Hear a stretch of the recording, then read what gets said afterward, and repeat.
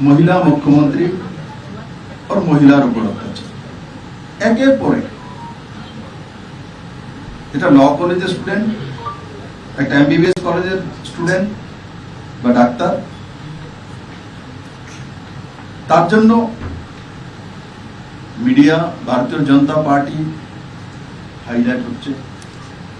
প্রতিদিন বাংলাতে মহিলার সঙ্গে ছেড়খানি হচ্ছে, রেপ হচ্ছে, এফআইআর নেওয়া হচ্ছে না। আমি এর আগে এসেছিলাম কুচবিহার, আমি গিয়েছিলাম, হসপিটালে অ্যাডমিট, রেপ করেছে। আমি অগ্নিমিত্রাজিকে জিজ্ঞাসা করলাম, আজ পর্যন্ত তার এফআইআর হয়নি। আমরা ডিজিপিকে মেইল করেছি। তো যে রাজ্যের মধ্যে মহিলাদেরকে বলাৎকার আর রেপ করার পর তার এফআইআর হয় না, যেটা অটোমেটিক্যালি কোনো হসপিটালে তার চিকিৎসা করা, সুপ্রিম কোর্টের গাইডলাইন, বিনা পয়সাতে, আর ওখানেই মেডিকেল করা আর এফআইআর করা, সেগুলো করা হয় না। একটা মহিলা মুখ্যমন্ত্রী, আর মহিলাদের সুরক্ষা নেই। মহিলাদের সুরক্ষার জন্য আমরা ভারতীয় জনতা পার্টির এই টিম আদরণীয় নাড্ডাজি পাঠিয়েছেন, আর তার মধ্যে স্পষ্টতার সঙ্গে দেখা যাচ্ছে যে তৃণমূল কংগ্রেসের নেতৃত্বের কারণে, তাদের লিডারশিপের ব্যবস্থার কারণে এই সব ঘটনাগুলি ঘটছে।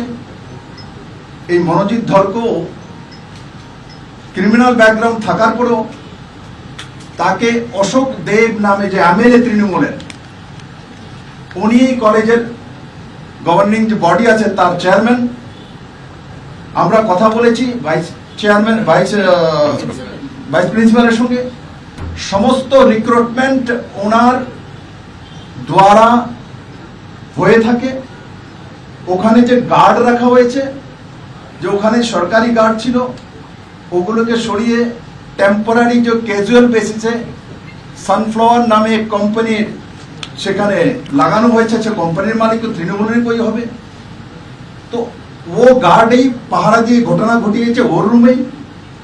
গার্ডের রিক্রুটমেন্ট তৃণমূলের সেই এমএলএ অশোক দেবই করেছে, তার কমিটি করেছে। তো তৃণমূল বলছে, মমতা ব্যানার্জি প্রশাসন বলছে ঠিক আছে আমরা অ্যারেস্ট করেছি, আমরা ব্যবস্থা নিচ্ছি। ব্যবস্থা নিচ্ছ সেটা বড় বিষয় না, বড় বিষয় হচ্ছে তোমরা এই ধরনের লোকেদেরকে, যার ক্রিমিনাল ব্যাকগ্রাউন্ড আছে, যে কোনো চাকরি দেওয়ার সময় পুলিশ ক্লারিফিকেশন নিয়ে দেওয়া হয়। তাহলে তোমরা জানো সে মাতলামো করে, সে ড্রাগস নেয়, সে মহিলা ওকে শ্লীলতাহানি ওপেন করে পুলিশকে মারধর করেছে, ওকে তোমরা কলেজের মধ্যে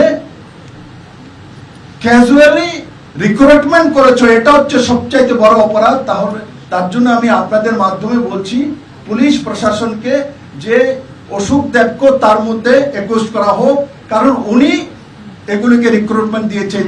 যদি না জেনে এই ধরনের গুন্ডা পান্ডা সান্ডাকে কেন সেখানে রিক্রুটমেন্ট দেওয়া হলো? আজকে যে বোনটা অত্যাচারিত হলো, রেপ হলো, তার কারণ কার কারণে হয়েছে?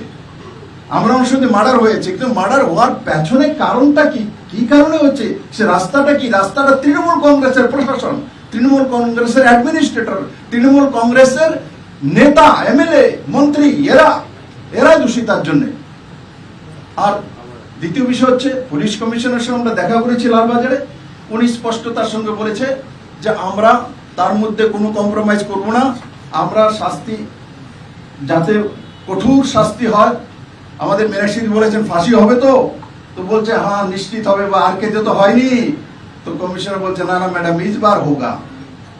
তো এবং ডকুমেন্টস পর্যাপ্ত রয়েছে, এফআইআর সবকিছু লিপিবদ্ধ করে লিফাফাবন্দ করে দেওয়া হয়েছে কোর্টে। তো এই পর্যন্ত হয়ে গেছে। পরে যাতে, আমি তার জন্য এই কথাগুলো বলছি, এক মাস পরে যাতে না বলে এই তো এই ডকুমেন্টস নেই, এই ডকুমেন্টস নেই।